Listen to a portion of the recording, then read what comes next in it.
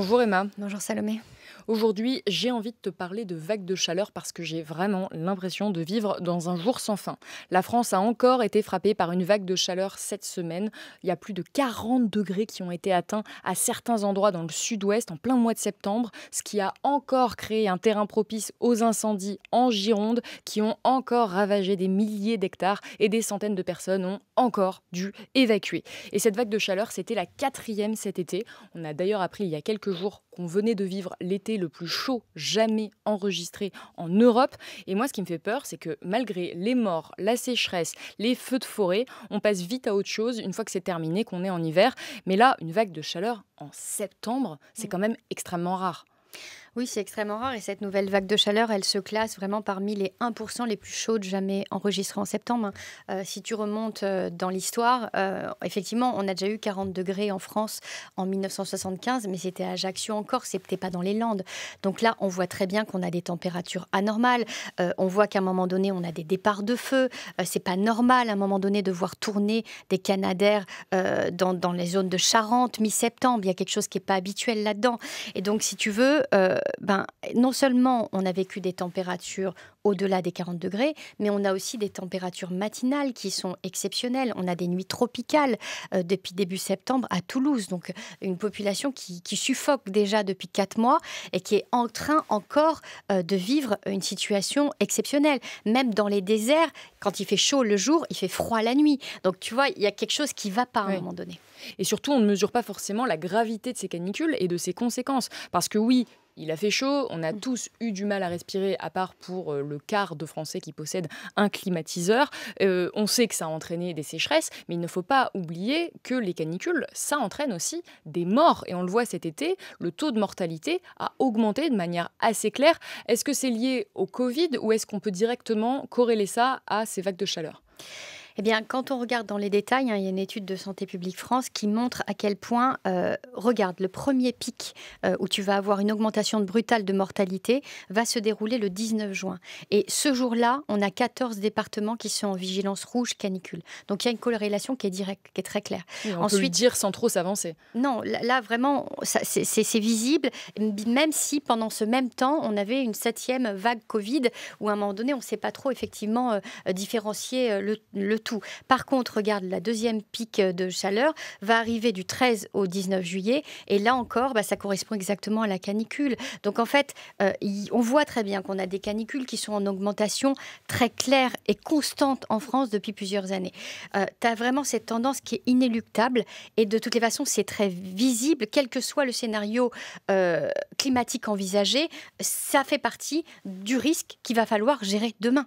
Surtout que ces vagues de chaleur, on ne cessera de le répéter ici, elles vont se répéter, elles vont s'intensifier et on n'est pas prêt du tout. Ça fait des décennies que les scientifiques alertent sur ce qu'il va se passer et là, on semble être pris de court un petit peu à chaque fois où on nous dit de mettre en place des mesures d'urgence, de fermer ses volets, de mettre des tissus mouillés sur soi, mais on n'a rien de prévu de un petit peu structurel pour aider pour aider la population, pour s'adapter. Et ce qu'on voit, c'est qu'en fait, il y a une réaction individuelle à ce changement climatique, ce qui passe par la vente de climatisation qui a complètement explosé. C'est-à-dire que les gens qui le peuvent, eux, essaient d'anticiper ce qui va se passer, mais ce n'est pas forcément ce qui se passe au niveau des pouvoirs publics. Quand je pense aux solutions, moi je pense à l'isolation thermique, parce qu'à titre personnel, je vis dans un tout petit appartement sous les toits à Paris, et il faisait tellement chaud cet été que j'ai dû littéralement évacuer à chaque fois parce que c'était irrespirable. Je me dis que si peut-être mon appartement était mieux isolé, j'aurais pas eu à faire ça. C'est une solution majeure pour toi aujourd'hui pour lutter contre ces vagues de chaleur ?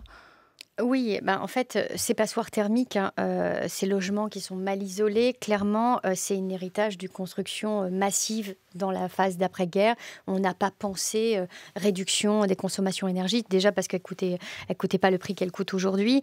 Et si tu veux, ce qui est important de comprendre, c'est qu'effectivement, quand tu vas isoler, eh bien, à ce moment-là, on va limiter la chaleur qui va être transmise au niveau des bâtiments. Et donc, ça veut dire qu'on va limiter la climatisation, qui est quand même une solution très court-termiste, et on va limiter en même temps le chauffage. Oui, surtout que la climatisation, je ne l'ai pas dit, mais ça pollue plus, ça demande plus d'énergie, ça aggrave le problème qui cause ces vagues de chaleur. Donc c'est vraiment le serpent qui se mord la queue. Oui, et puis ça aggrave un vrai problème qu'on appelle les îlots de chaleur urbains. En fait, c'est le fait qu'à un moment donné, tu aies une ville qui soit mise sous cloche et donc qui va avoir une température qui va augmenter très fortement. En 2003, entre le centre de Paris et la couronne extérieure, si tu veux, il y avait 10 degrés d'écart. Et donc, c'est clairement ce qui a engendré le pic de mortalité en Île-de-France. Donc, si on ne lutte pas majoritairement complètement en direction de cette transformation des territoires, eh bien, on sera toujours plus face à notre propre vulnérabilité humaine qui fait qu'à un moment donné, à partir d'une certaine température, on ne tient plus. Oui, les zones urbaines, c'est clairement les zones vulnérables. Et quand on pense à l'adaptation, moi, une solution qui me vient en tête, c'est celle de la végétalisation des villes, puisqu'entre le plein soleil et une zone ombragée, les écarts de température peuvent parfois atteindre entre 4 et 6 degrés, ce qui est absolument considérable quand on est en train de vivre une canicule. Pourquoi ? Eh bien parce que la couleur verte attire moins la chaleur. Donc ça semble assez évident, ça semble être du bon sens. Pourquoi est-ce qu'on n'est pas là massivement en train de planter des arbres partout ? De toutes les façons, c'est sûr que c'est la solution. Une solution évidente, parce qu'un arbre, en fait, ça refroidit, ça transpire. Donc, en fait, en transpirant, il va refroidir tout autour de lui. Donc, c'est un climatiseur naturel.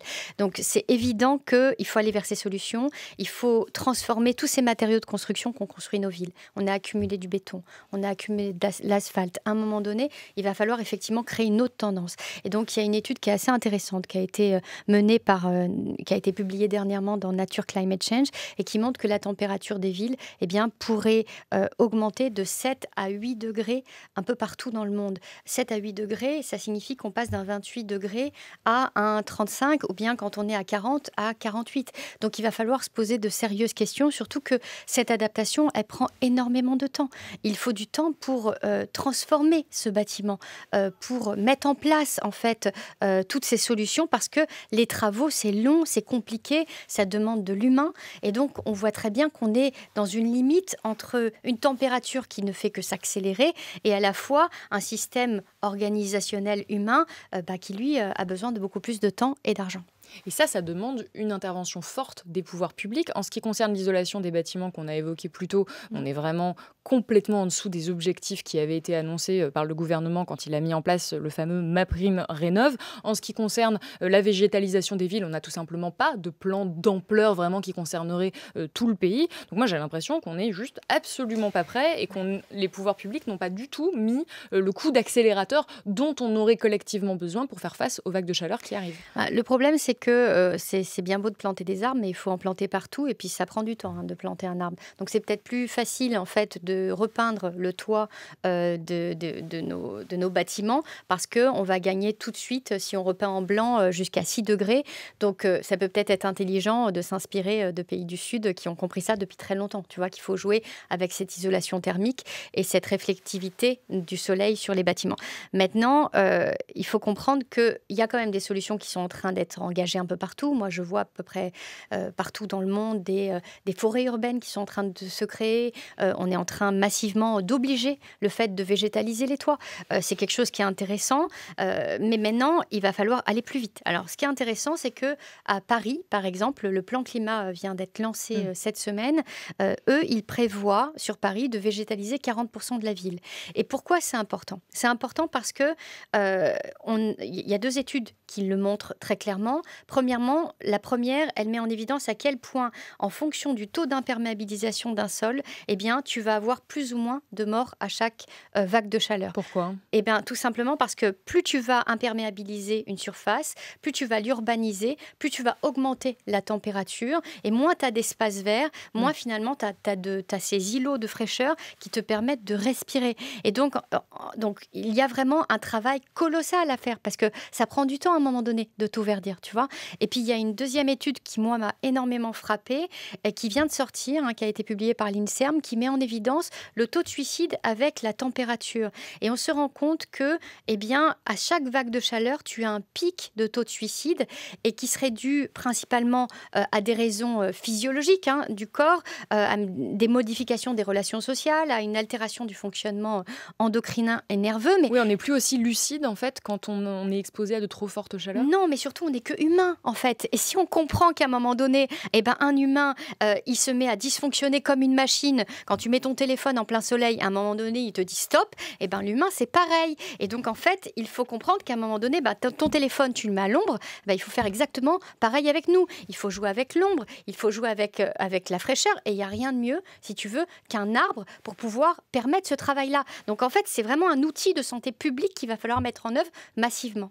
On espère en tout cas que les pouvoirs publics vont prendre ce problème au sérieux et vont mettre des mesures en place assez massives pour nous permettre de faire face collectivement à ces vagues de chaleur qui vont s'intensifier. Je rappelle que toutes les études que tu viens de citer, tous les chiffres que tu as cités, les tendances, on va les mettre en lien sur la page de notre chronique. Donc les auditeurs peuvent aller les consulter s'ils veulent aller un petit peu plus loin. Comme d'habitude, encore une fois, on essaie en tout cas de proposer un constat lucide pour faire face aux différentes conséquences de la crise climatique. C'est la fin de cette émission. Merci beaucoup Emma. Merci Salomé.